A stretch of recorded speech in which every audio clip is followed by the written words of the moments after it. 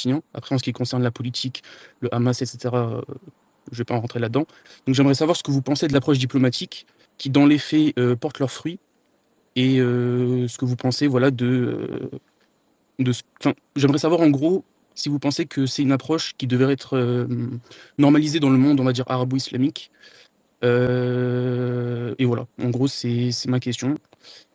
Je pense que c'est tout, parce que j'avais plein de questions, mais ils vous ont été posés au fil du temps, enfin au fil de la discussion. Donc allons-y sur la première question, Zineb. Donc déjà, donc c'était oui, wa alaykoum salam la volonté, parce que vous avez dit en disant salam alaykoum wa alaykoum salam wa rahmatullah wa barakatuh.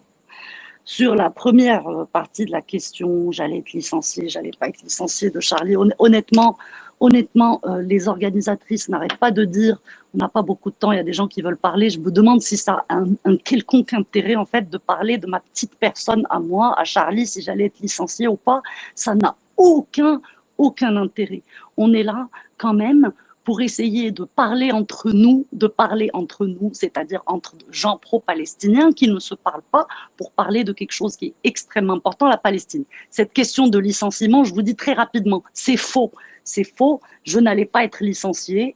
Ils ont essayé de me licencier après, ils n'ont pas réussi. Finalement, je suis partie et je suis bien contente d'être partie de ce journal. Donc, je tourne cette page. Honnêtement, ça n'a aucun intérêt. Si vraiment vous êtes intéressé par ça, écrivez-moi. Je peux vous raconter ma vie si ça vous intéresse, mais je ne pense pas que ça intéresse grand monde. Maintenant, je vais passer à la deuxième partie de la question. Mais dans le fond, ce n'est pas le sujet, c'est vrai. Okay. Sur la question de la position du Maroc sur la Palestine. Alors là, ça me semble extrêmement important de dire ce que je pense. Alors, je ne vais pas parler que du Maroc, je vais parler des régimes arabes de façon générale. Ils se situent entre des régimes qui ont signé des accords de paix avec Israël, qui est une paix des régimes, hein, ce n'est pas une paix des peuples, parce qu'en fait, faut pas se leurrer, les peuples émiratis ou bahreïnis ou égyptiens ou marocains ou jordaniens n'en pensent pas moins. Il n'y a jamais eu de paix des peuples. La preuve, aucun ressortissant de ces pays ne peut aller se balader à Tel Aviv sans visa. Voilà. C'est-à-dire qu'il n'y a pas de confiance, il n'y a pas de réconciliation entre les peuples et elle n'aura pas lieu. On ne peut pas se réconcilier avec une nation qui commet un génocide. Maintenant, je vois beaucoup d'Arabes, moi, qui ont une colère légitime, tournée vers les régimes qui ont normalisé, en disant c'est honteux, les Arabes ne font rien. En fait, même ceux qui n'ont pas normalisé ne font rien. Ils font simplement, ils ne font qu'aboyer, en fait. Mais moi, je n'ai pas envie de jeter la pierre aux régimes arabes. Pourquoi? Parce qu'en gros, les régimes arabes vont se situer en gros entre corrompus et faibles, ou les deux à la fois, ou des gens voilà, qui essayent de naviguer dans ce monde où les États-Unis, qui sont la plus grande puissance criminelle et terroriste dans le monde, aident d'autres puissances criminelles qui soutiennent le génocide, comme la France, l'Allemagne, etc.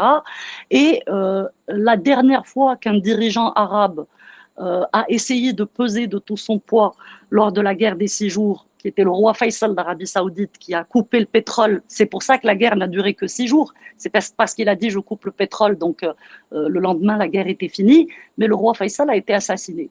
Donc les dirigeants arabes, ils savent très très bien dans quel monde on vit. Moi, j'en ai marre en fait de jeter la pierre à nos dirigeants, à nos régimes. Parce que s'il y a une invitation dans ce génocide, où en fait, quand on est arabe, on vous explique en gros que vos enfants n'ont aucune valeur, ils peuvent crever par milliers, ça ne vaut pas un seul enfant israélien qu'on tue. Dans un monde pareil, l'invitation est de s'aimer et de faire preuve aussi de compassion envers nous-mêmes, envers nos sociétés et envers nos régimes. Donc moi, en tant que Marocaine, mon opinion personnelle, c'est que notre pays s'est couvert de honte en signant des accords de paix avec Israël. Il n'est malheureusement pas le seul à l'avoir fait. D'autres pays ne l'ont pas fait, mais ils sont quand même couverts de honte pour leur non-réaction, etc. Mais je n'ai pas envie de jeter la pierre à mon pays. Je n'ai pas envie de jeter la pierre au régime marocain. Le régime marocain fait ce qu'il peut dans ce monde de brutes pour continuer à exister, pour naviguer en fait entre toutes ces puissances du crime. Et si aujourd'hui je dois diriger ma colère envers qui que ce soit, ben c'est envers ces puissances-là et certainement pas envers le gouvernement du Maroc ou les autres régimes arabes qui ont normalisé. Vous savez, il n'y a aucun régime dans le monde n'a le cul propre, aucun. Mais il y a des grands criminels et des petits criminels.